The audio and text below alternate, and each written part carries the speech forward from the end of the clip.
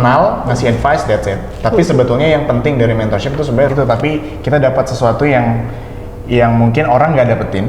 Memang selama kuliah selalu aware bahwa gue tuh harus selalu ngikut sama orang dulu gitu. Penting dan gue highlight dari konsep mentorship adalah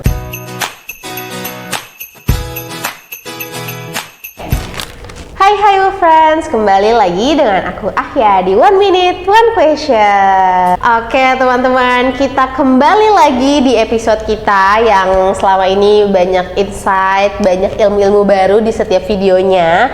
Dan lagi-lagi ini kita akan berbicara tentang hal baru nih teman-teman nih. Nah, sebelum kita perkenalan dengan narasumber sebelah saya nih ya teman-teman ya. Jadi di sini di episode kali ini kita akan ngobrol tentang mentorship, karir dan privilege. Nah, ini untuk teman-teman yang di luar sana mau mempersiapkan karirnya atau bahkan sudah terjun nih ke dunia kerja, lagi meniti karirnya tapi masih bingung, masih cari-cari mentor dan lain-lain, ini pas banget videonya untuk kalian. Oke, tanpa berlama-lama lagi nih kita coba langsung tanya aja nih mas-mas ganteng di sebelah saya ini, kita coba kenalan. Halo Mas. Halo Ayah. Halo. Nah, boleh nih kenalan ke WooFriends. Jadi sebutannya WooFriends nih teman-teman. Mas, sebutannya WooFriends. Boleh perkenalan masnya namanya siapa dan mungkin sekarang kerja di mana nih Mas? Oke. Salam kenal WooFriends. Gue David. Saat ini kerja di Rumah Perubahan namanya, salah satu firma consulting yang fokus di strategic management sama sustainability. Dan role gue di sana marketing strategist, ya kurang lebih ngurusin branding sama media komunikasi ya di public communication-nya gitu. Oke, Mas David sebagai marketing strategis ya di sebuah firma consulting. Oke, teman-teman. Nah, mungkin karena kita mau belajar Mas tentang mentorship, karir dan privilege. Nah, mungkin sebagai perkenalan biar teman-teman WooFriends di luar sana juga tahu nih, mungkin boleh nih Mas boleh di-spill sedikit tentang perjalanan karir Mas David nih. Sebelumnya Mas David pernah pengalamannya apa aja nih Mas? Oke, di kampus tuh memang cukup sering ambil kegiatan yang kaitannya dengan entrepreneurship sama bisnis sih sebetulnya. Kaitannya selalu di situ-situ gitu. Dan memang selama kuliah selalu aware bahwa gue tuh harus selalu ngikut sama orang dulu gitu. Prinsipnya itu. Karena gue rasa proses belajar itu bisa lebih cepat ketimbang mungkin gue dengerin di kelas, baca buku gitu ya. Gue emang orientasinya belajar dari pengalaman orang yang mungkin dinilai lebih expert gitu. Jadi sering banget tuh waktu kuliah, ini jangan ditiru mungkin ya, cabut kelas untuk ikut seminar karena menurut gue di situ ruang networking dan ketemu orang baru, kenalan, dan akhirnya di situ mungkin celah-celah kita dapat mentor tadi gitu, bangun networking. Sampai akhirnya setelah lulus ikut dengan salah satu akademisi basically dia, tapi juga punya firma consulting yang bisa dibilang dia adalah mentor gue saat ini. Yang saat ini juga gue sedang ya belajar dari banyak lah dari dia gitu terkait dengan bisnis dan juga manajemen.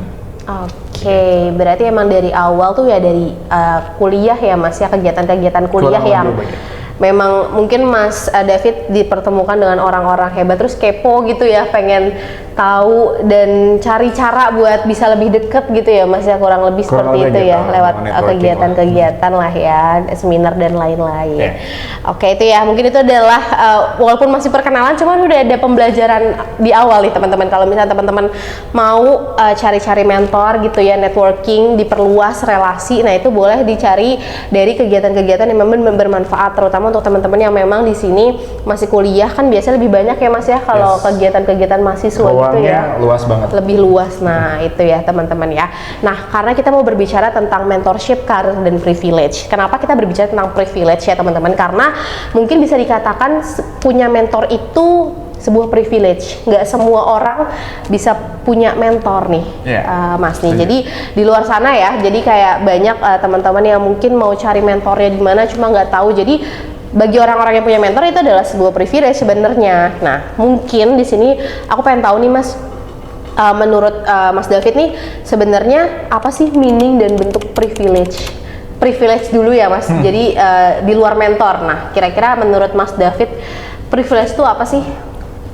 Yang pasti mungkin bisa dibilang kesempatan eksklusif ya yang kita punya, yang mungkin nggak didapat nggak bisa dibilang se-effort itu, tapi kita dapat sesuatu yang mungkin orang nggak dapetin. Dan itu beneficial buat kita gitu, entah bentuknya akselerasi dari dalam karir ataupun juga ketemu guru yang super helpful gitu ya. Menurut gue itu termasuk dalam privilege, bukan hanya terbatas pada orang tua lu kaya dan lu bisa dapat kerja lebih cepat gitu, tapi juga harus ada keberlanjutannya. Jadi kalau hanya dapat, katakanlah karena bokap lo PNS, lo jadi PNS gitu, ya udah. Tapi kan berikutnya bicara keberlanjutan karir itu tanggung jawab lo sendiri gitu. Itu hanya keuntungan aja, kebetulan untung. Tapi ketika bicara privilege, ada pertanggungjawaban itu. Ketika lo dapat keberuntungan tadi, at the end lo akan nentuin sendiri hasilnya itu akan menguntungkan buat lo atau hanya keberuntungan sesaat aja gitu. Dan ujung-ujungnya pasti akan berkaitan sama orang yang ngasih lo privilege. Karena ketika tadi ya konsepnya orang tua lo PNS tapi lo nggak perform, orang tua sendiri nanti yang akan kena penilaian yang buruk ya gitu. Jadi kalau dipersingkat mungkin keuntungan yang lo dapat tapi juga dengan tanggung jawab gitu. Oke, berarti memang kesempatan eksklusif ya Mas ya, yang emang kita sendiri balik lagi kita harus tanggung jawab untuk hasil di akhirnya nanti ya. Betul. Karena kan balik lagi apalagi ngomongin orang tua, nggak selamanya kita ada, maksudnya orang tua ya makin lama juga umurnya makin lebih tua, dan kita ya ujung-ujungnya kita yang akan lebih dewasa dan hidup sendiri juga ya Mas ya. Tanggung jawabnya tentang karir dan lain-lain ya, itu kita kuncinya ada di diri kita sendiri. Oke, nah mungkin itu adalah arti privilege-nya teman-teman. Nah, kita sekarang berbicara tentang mentor. Kalau tadi itu adalah kesempatan eksklusif dari privilege. Nah, sekarang itu berbicara tentang mentor.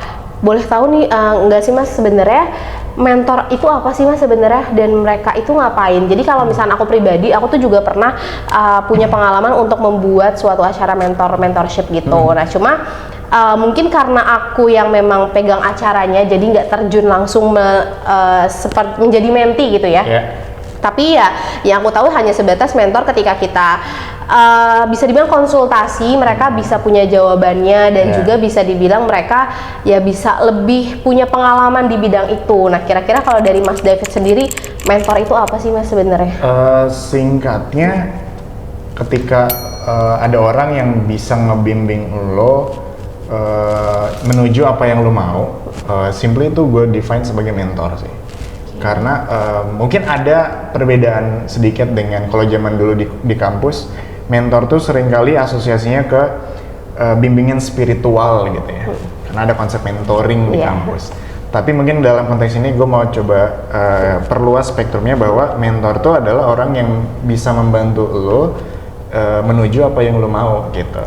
Nah, consistently gitu, bukan hanya sekali. Kalau cuman sekali mungkin lo hanya konsultasi aja gitu. Tapi ketika lu bisa komunikasi intens dengan dia, dan bahkan mungkin tanya jawab sesuai dengan kebutuhan, entah dalam karir, entah dalam kehidupan secara umum, gue sih mendefine itu sebagai mentor gitu. Oke, jadi ketika kita punya orang yang memang bisa ngelit kita gitu ya, secara bisa dibilang ya nggak hanya sekali, tapi ada dalam jangka waktu yang cukup lama gitu ya Mas. Nah, aku pengen tanya sih Mas, kalau misalnya ngomongin mentor, apakah mentor itu sebenarnya, kalau misalkan antara mentor dan menti gitu ya, kan ada program-program mentorship gitu ya Mas. Nah, tapi kalau misalkan mentor yang di dalam program-program mentorship itu sebenarnya apakah mentor sama menti itu punya kontrak kerja? Misalkan contoh nih program mentorship sama saya selama 1 tahun saya bimbing kamu gitu kan? Atau memang sebenarnya mentor itu bisa dicari secara informal, yang kayak ketika misalkan aku cocok nih sama Mas David, Mas aku kayaknya berguru atau kayak sering nanya sama Mas David, jadi aku menganggap Mas David sebagai mentor. Jadi sebenarnya tuh mentor itu seperti apa sih Mas? Apakah ada kontraknya atau emang bisa informal aja gitu? Sebetulnya dua-duanya berlaku sih, mau formal maupun informal. Ada yang mungkin secara transaksional, gue akan mentoring lo selama 2 tahun gitu, tapi lo komit dengan term and condition ini ya gitu. Ada juga yang datang dengan pendekatan pertemanan gitu ya, emang udah tahu dan kenalan di suatu event mungkin dan sampaikan visi misi hidupnya gitu, dan gue rasa lu bisa bantu gue untuk achieve itu juga bisa aja gitu tanpa harus ada jalur-jalur formal yang dengan kontrak dan lain sebagainya. Jadi both ways itu applied sih gitu. Tapi dalam hal ini yang kalau menurut gue yang pasti bukan hubungan yang singkat gitu ya. Nah ini sering banget mungkin ekstrimnya mislead dari banyak orang yang memandang mentor seakan dia hanya ngasih advice, that's it. Tapi sebetulnya yang penting dari mentorship itu sebenarnya relations dari antara mentee dan mentornya gitu. Karena dari situ impact-nya berasa gitu. Interaksi dari antara kedua orang ini, yang satu di lead, yang satu belajar dari biasanya dua hal, kebijaksanaannya dia ataupun juga pengalaman dia. Jadi dari sisi mungkin dia bukan orang yang expert di bidang yang gue jalanin, tapi gue rasa dia punya kebijaksanaan di situ, sehingga punya dan tahu cara ngarahin gue ke arah mana. Yang kedua terkait dengan pengalaman gitu, terlepas bidangnya beda, tapi pengalaman hidupnya lebih banyak gitu, dan itu benang merahnya menurut gue, dan itu kan need proses ya, maksudnya bukan cuman sekali tanya jawab besoknya selesai cari mentor baru, enggak. Tapi yang penting dan gue highlight dari konsep mentorship adalah relations dari mentor dan mentinya. Gitu, hubungan di antara mereka. Oke, jadi mungkin mau dari manapun, mau dari kontrak kerja ataupun dari secara informal temenan gitu, tapi ya balik lagi mentor dan mentee harus punya hubungan yang memang mereka berdua klop gitu ya. Betul. Klop cocok gitu. Betul. Dari mentee juga tahu apa yang mereka butuhin, sampai ya ibaratnya ya emang punya kecenderungan untuk untuk bisa dibilang ya kalau bahasa ininya tuh ngefans sama mentornya sampai akhirnya bisa punya dapat poin-poin yang bisa diambil dari mentornya itu ya. Betul. Dan seringkali orang ngerasa mentor itu tadi ya soal ngefans dan lain-lain, tapi ketika nyamperin dia nggak tahu apa yang mau ditanyain, apa yang mau digali. Makanya itu jadi gap ketika banyak teman-teman gue dulu pada saat kebetulan gue juga sempat di kampus bikin komunitas mentorship gitu. Ketika dihubungkan gue bingung mau nanya apa gitu. Ternyata mereka pun masih bingung dengan dirinya sendiri gitu. Nah menurut gue itu requirement pertama mungkin mendefine dulu kenapa lo harus punya mentor dan si mentor ini bisa bantuin lo apa gitu. Jadi komunikasinya jalan. Iya. Jadi emang kita juga harus tahu ya Mas ya apa yang kita butuh dari mentor itu gitu ya. Oke, nah itu kita ngomong mentor banyak banget ya teman-teman. Ini pertanyaannya masih banyak. Kita boleh lanjut ya Mas nih ke pertanyaan. Iya, ini kurang 1499 lagi. Jadi masih berbicara tentang mentor. Kalau tadi kita berbicara privilege, ini juga tentang mentor dan privilege. Menurut Mas David ya Mas, apakah punya mentor itu termasuk privilege nggak sih? Apakah sesusah itu sampai dibilang punya privilege, bisa privilege gitu ya ketika punya mentor, dan kenapa bisa ada stigma seperti itu? Apakah punya mentor itu privilege? Sebetulnya kalau bahkan ditarik lebih umum, ketika ada orang yang bisa bantuin lo mencapai apa yang lo mau, itu juga privilege gitu. Jadi nggak terbatas hanya punya mentor, tapi karena punya orang yang mau bantuin dan percaya sama belief kita, sama visi misi kita, itu nggak semua orang punya. Oke. Sehingga seperti yang tadi gue sebutkan di awal, soal privilege itu eksklusif hanya pada beberapa orang yang kebetulan punya akses itu. Sehingga mentor bisa jadi termasuk dalam privilege menurut gue, karena bahkan orang yang butuh mentor pun dia nggak tahu sebetulnya, ada beberapa yang belum tahu kenapa dia butuh mentor. Jadi apakah punya mentor privilege? Yes, karena ketika lo udah punya mentor, berarti at least lo udah sampai tahap gue gelisah akan sesuatu dan gue butuh bantuan. Nah ketika butuh bantuan dan cari mentor, itu udah next step ya, ketika lo udah mendefine diri lo gelisah dan butuh bantuan dan cari mentor dan dapat ya, itu sebuah privilege. Oke gitu ya teman-teman. Jadi sebuah privilege mungkin kalau misalkan bahasa Gen Z yang disambung-sambung sama mental health, ketika lo capek sama masalah lo gitu kan, terus lo dapet psikolog yang tepat gitu ya, yang bisa ngebantu. Nah itu kan juga Itu termasuk juga privilege ya Mas Itu ya. juga Oh, privilege. kayak gitu ya teman-teman. Jadi ya emang bener-bener privilege karena sesusah itu ya Mas ya, bisa dibilang kalau punya mentor yang klop sampai yang kita sampai jangka waktu lama gitu, ya nggak banyak juga ya Mas ya. Mungkin gua agak sedikit koreksi. Kalau segitu sulitnya dapat mentor, menurut gua enggak. Yang sulit tuh ngedefine lu butuh apa. Yang sulit tuh ngedefine kenapa lu butuh mentor. Karena kalau bicara mentor itu penting, yes. Tapi kenapa mentor spesifik buat lu itu penting, itu lo doang yang bisa jawab. Dan needs itu, value itu, visi misi itu lu sendiri yang bisa ngedefine gitu. Enggak, bukan mentornya. Mentor tuh at least dia udah tahu, oke, lu mau ke titik A, gue bisa bantu lu ke titik A dengan resource yang gue punya gitu. Nah di situ berarti udah klik. Tapi ketika gue juga nggak tahu sih mau kemana, gue butuh bantuan mentor aja pokoknya. Ya kemana nih tujuan lu? Mentornya juga bingung ya. Mentor juga bingung. Ini kan hidup lo. Iya. Ada satu buku self driving namanya. Itu yang nulis kebetulan mentor gue juga. Di bab awal dia bilang bahwa manusia itu bawa mandataris kehidupannya masing-masing. Jadi makanya judulnya self driving gitu. Kita nge-drive diri kita sendiri. Sampai akhirnya kita butuh sesuatu, baru kita teriak minta tolong. Gitu. Nah masalahnya orang tuh banyak nggak aware bahwa hidup lu tuh tanggung jawab lu. Yang nge-drive tuh harusnya lu sendiri. Nah orang ngebantuin kalau lu butuh bantuan, butuh energi gitu. Oke, jadi yang salah adalah ketika kita bilang kita butuh mentor, tapi kita sendiri nggak tahu ya Mas ya, apa yang sebenarnya kita butuhin dari mentor itu ya. Iya, jadi challenge-nya nge-define dulu sih, kenapa lo butuh mentor dan lo mau kemana gitu. Oke, itu ya Bu Friends ya. Jadi kalau emang teman-teman di sini pengen cari mentor ya, emang kita harus tahu dulu ya apa yang kita butuhin dari seorang mentor. Nah mungkin kita next ke pertanyaan selanjutnya nih Mas. Menurut Mas David sendiri, yang orang yang sudah punya mentor, tapi kalau misalnya boleh dikatakan mentor menurut Mas David yang ideal itu seperti apa sih? Apakah mungkin Mas David pengen punya mentor yang masih muda aja nih, yang umurnya nggak beda jauh, atau yang kayak udah lebih mature gitu, atau yang pengalamannya harusnya berapa tahun, atau yang gimana nih? Boleh nih diceritain nih Mas. Mungkin berangkat dari sebelum bicara junior, usia ya, usia karakteristik mentornya adalah nge-define dulu sisi mana yang lo pengen dimentorin gitu. Nah karena beda mentor, beda pendekatannya.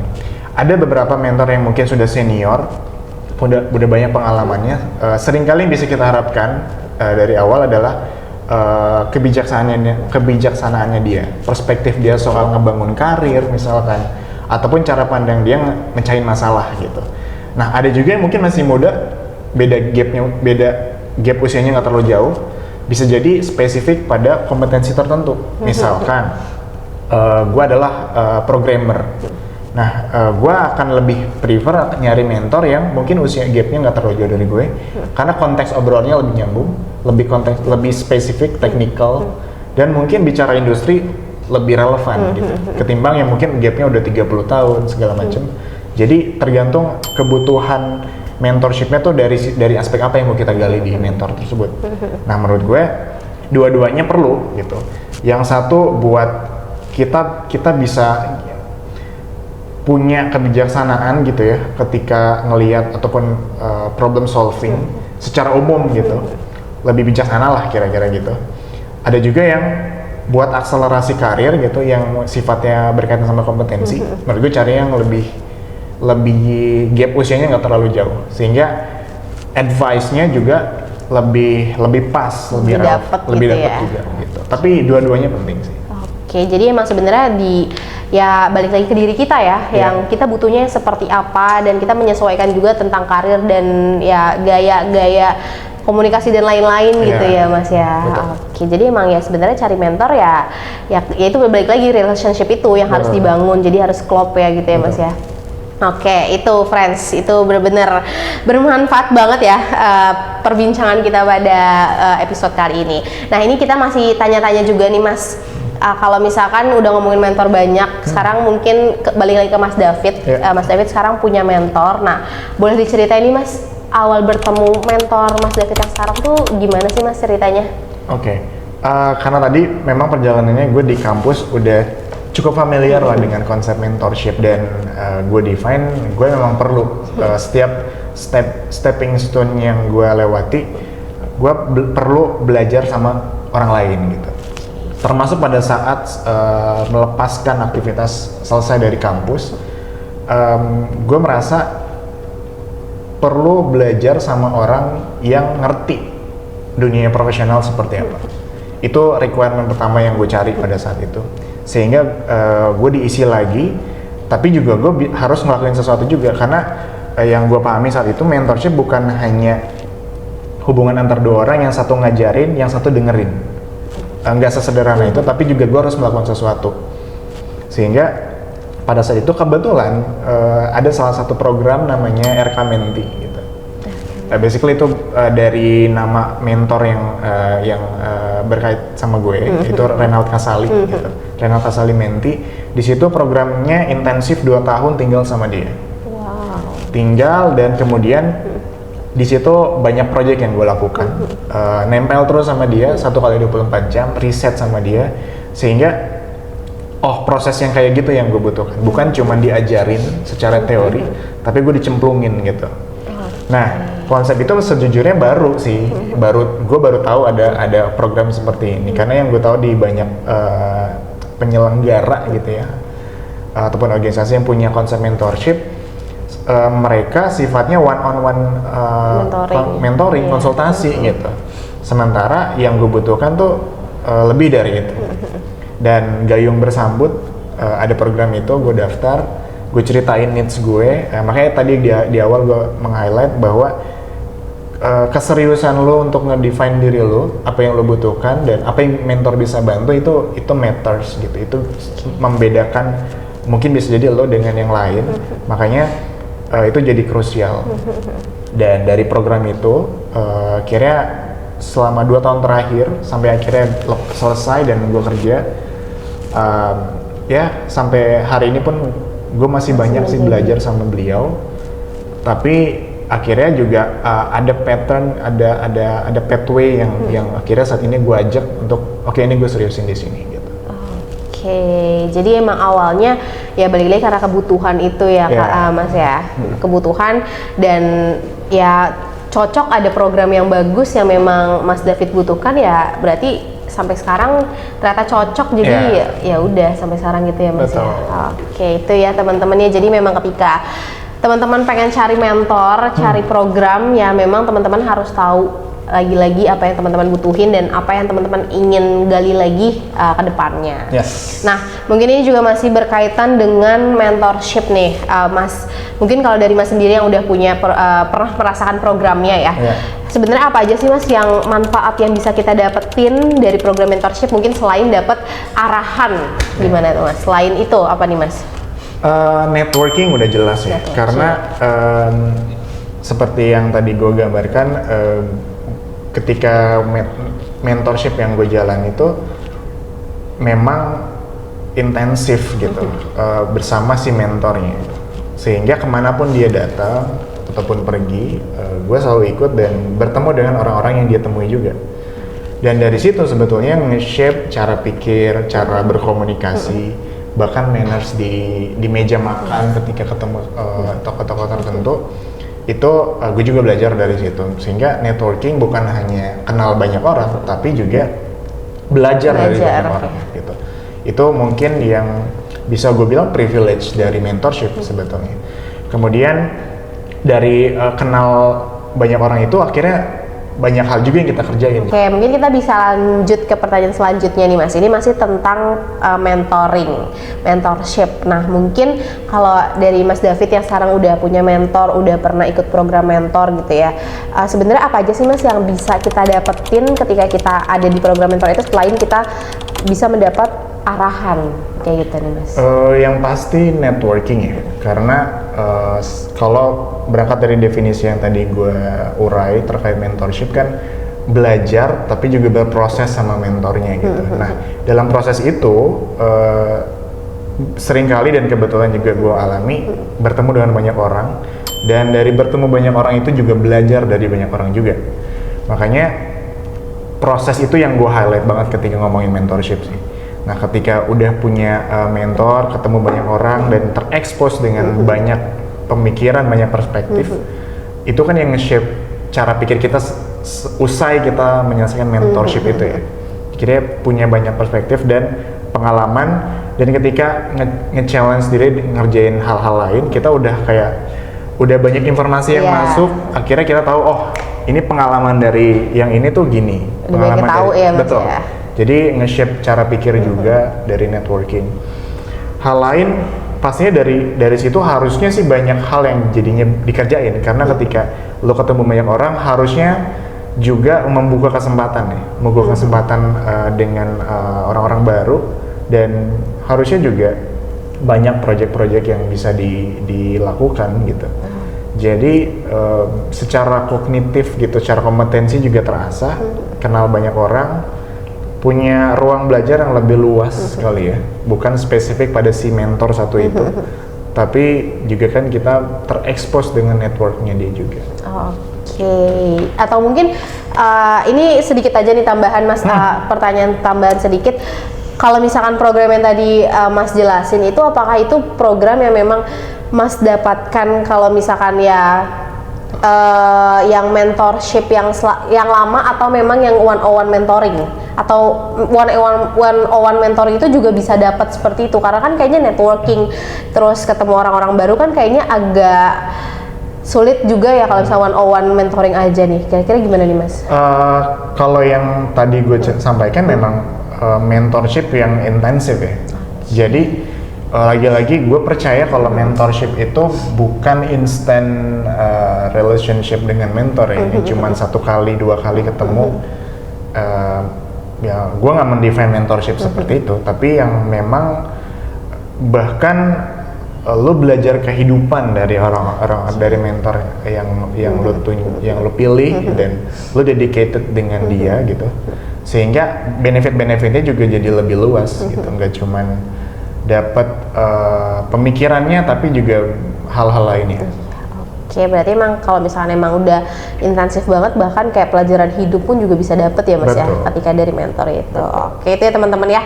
Nah, mungkin ini adalah pertanyaan terakhir, kita udah panjang banget ya pembahasan tentang mentorship ini. Ini adalah pertanyaan terakhir yang sangat bermanfaat mungkin untuk teman-teman yang lagi nonton. Di sini aku pengen nanya nih Mas, kira-kira dari Mas sendiri yang udah sana sini mencari mentor, udah pernah ikut program ini itu gitu ya, gimana sih Mas sebenarnya cari mentor untuk kita yang masih awam banget? Apakah sebenarnya ada program? Kalaupun ada program, boleh dikasih tahu programnya apa? Atau dari cari-cari di mana gitu Mas? Oke. Kalau based on pengalaman sendiri, memang ada sejumlah pihak yang membuka kesempatan mentorship. Itu cek aja sendiri di sosmed, di akun yang bahkan corporate aja ada gitu kan program kayak gitu. Tapi poinnya adalah yang mungkin terlepas ada program khusus atau enggak, yang pasti lo ataupun siapapun yang mau punya mentor ngedefine dulu sih needs lo apa, dan ketika mau masuk lewat program khusus ataupun secara personal mau approach orang gitu, at least lu tahu lu udah punya bahan untuk ngobrol di awal bahwa menyampaikan visi misi yang lu punya dan kenapa lu butuh dia. Jadi itu dulu kalau yang penting, baru kemudian eksekusinya mau lewat yang program khusus ataupun personal approach, it's your call ya, maksudnya itu terserah lu. Yang pasti ngedefine dulu lu gelisah soal apa yang mau lu ubah, dan baru temukan orang yang kira-kira bisa bantu soal itu sih. Oke, jadi balik lagi ke kebutuhan kita tuh sebenarnya apa. Jadi kita harus aware ya sama kebutuhan ya, apa yang kita pengen. Kalau kita bisa dapat mentor, jangan sampai kita udah dapat mentor tiba-tiba ya kita sendiri bingung gitu ya mau ngomong apa sama mentornya gitu. Oke, itu ya teman-teman ya. Jadi untuk program-programnya bisa dibuka sosial media banyak banget ya Mas ya. Ataupun misalnya teman-teman lagi kerja di mana, biasanya juga boleh nih dikulik-kulik di HR ya Mas ya, biasanya kalau yang tentang mentorship. Oke, itu ya teman-teman ya. Ini kita udah panjang banget cerita tentang mentorship ini. Semoga pembahasan kita pada episode kali ini dapat bermanfaat untuk teman-teman, dan jangan lupa jangan hanya ditonton, tapi setelah ini mungkin boleh teman-teman catat atau cari-cari tentang mentorship di sosial media, agar di sini teman-teman bisa mengimplementasikan ilmu-ilmu yang ada tadi udah dijelasin sama Mas David sejauh ini. Oke, kalau gitu terima kasih banyak Mas David atas kesempatannya. Terima kasih banyak, friends. Dadah.